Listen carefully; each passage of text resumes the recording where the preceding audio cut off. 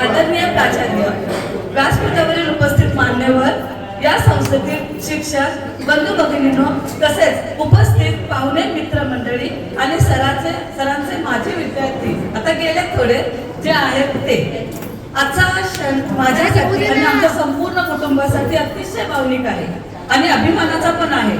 Pandharinath Dhondiram Patil sir यांच्या व त्यांच्या बरोबरचे सहकारी सर सेवावृत्तीच्या निमित्ताने आपण सगळेजण आज एकत्र आलो आहोत.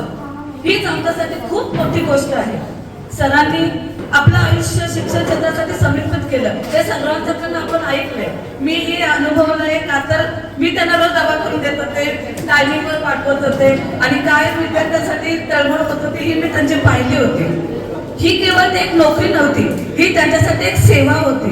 विद्यार्थ्यांचं भविष्य घडवण्याची सेवा होती आणि त्यांनी ती केली. आज त्यांचे विद्यार्थी एवढे आले आणि संस्थेचे प्राचार्य वगैरे हे सगळं बघून आम्हाला खूप खूप अभिमान वाटतो की ह्या संस्थेमध्ये माझा मिस्टर होते आणि राहतील असं मी विचार करते.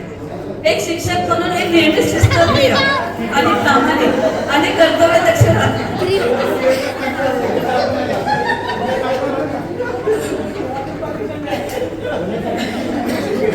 एक शिक्षक म्हणून ते नेहमी शिस्तप्रिय, प्रामाणिक आणि कर्तव्यदक्ष राहिले.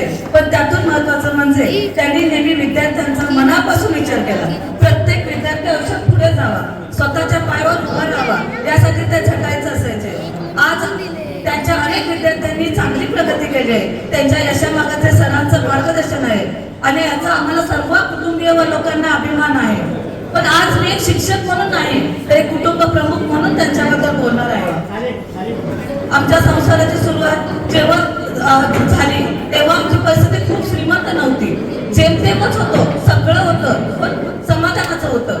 पण आम्ही दोघांनी कष्ट केले, एकमेकांना साथ दिली, मुलांना सांभाळत सांभाळत हा प्रवास केला आणि आज इथपर्यंत तुमच्या समोर आमचे मुलं, आमचे सगळे नातेवाईकांनी केलेलं आमचं आत्ताची स्थिती तुमच्या समोर आली. मी स्वतः स्वभावाने खूप शांत मुलगी होते. व्यवहाराचं, बाहेरच्या जगाचं फारसं ज्ञान नव्हतं. पण लग्नानंतर सरांनी माझ्यातल्या चांगल्या गोष्टी मला दाखवून दिल्या. तू काहीतरी करू शकतेस, तुझ्यात गुण आहे, हा आत्मविश्वास त्यांनी मला दिला. त्यांच्या सपोर्टमुळे मनाशी ठरवलं की त्यांच्या संघर्षात आपणही हातभार लावायचा आणि तिथूनच माझ्या करिअरची आणि चांगल्या जीवनाची सुरुवात झाली. त्या काळात सर्वात मोठा आधार, सर्वात मोठा पाठिंबा जर कुणी दिला असेल तर तो आमच्या कुटुंबियांनी, माझ्या माहेरकडच्यांनी, माझ्या सासरकडच्यांनी. खरं तर 12वीत असताना लग्न झालं, लग्नाला नको म्हणत होते का तर लवकर लग्न, पण आमच्या सासरकडच्यांनी आम्हाला तेवढाच, माझे सासरे 3-3 तास माझ्यासाठी येऊन तिथं परीक्षेच्या हॉलमध्ये थांबायचे. आता एवढं मला नाही वाटत कुठले सासरे म्हणजे करतात सगळेजण, पण त्यांनी केलेलं जे कष्ट हे होतं 3 तास तिथे येऊन थांबायचं. त्यावेळेस मनात ठरवलं की यांच्यासाठी आपण काहीतरी करून दाखवायचं.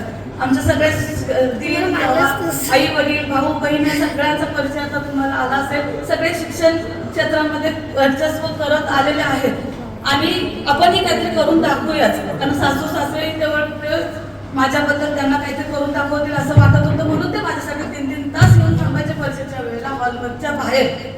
ही येऊन कारण यांना सुट्टी नसायची, माझ्या परीक्षेचा वेळ जायचा आणि मला गावाकडचं म्हणजे राधानगरी वगैरे तिथं त्या भागात एवढं माहिती नव्हतं. त्यामुळे ते 3-3 तास थांबायचं. त्याशिवाय ठरवलं की मी काहीतरी करून दाखवणार आणि केलं. का तर त्यांच्यासाठी आणि ह्याच्यात सगळ्यात आणि मोठा सरांचा वाटा आहे की सर कधी नाही म्हणत नाही कुठल्याच गोष्टीला. मी आता माझ्याकडे जवळजवळ 50-55 स्टुडंटचं मी ट्युशन्स घेते. एक इथून येऊन संस्थेमधून येऊन ते घरी येतात, पण कधी कंटाळा करत नाहीत की तुझा हा तिथला क्लास इथला क्लास. त्यामुळे मी करू शकते, त्यामुळे मी काहीतरी करू शकते. आणि या मुलांना बाहेर पाठवण्यामध्ये थोडाफार सरांना मग माझ्याकडून होईल तेवढा मी देण्याचा प्रयत्न करत राहिले. संयम यांचा खरं सांगायचं तर या सगळ्यात मोठा वाटा सरांचाच आहे. संयमाने निर्णय घेणं, शांतपणे विचार करणं, कुठं थांबायचं आणि काय योग्य आहे हे ओळखणं, हे सगळं त्यांच्याकडून शिकले. त्यामुळेच आमचा संसार फुलत गेला. त्यांनी मला नेहमी समजून घेतलं. मी करिअर करत असताना कधी घरी कमी वेळ दिला, कधी जेवण उशिरा झालं तर त्यांनी कधी तक्रार केली नाही. उलट समजून घेत, साथ देत राहिले. म्हणूनच आज मला अभिमानाने सांगावं असं वाटतं की मला अतिशय प्रेमळ, शांत आणि समजूतदार पती मिळाला आहे.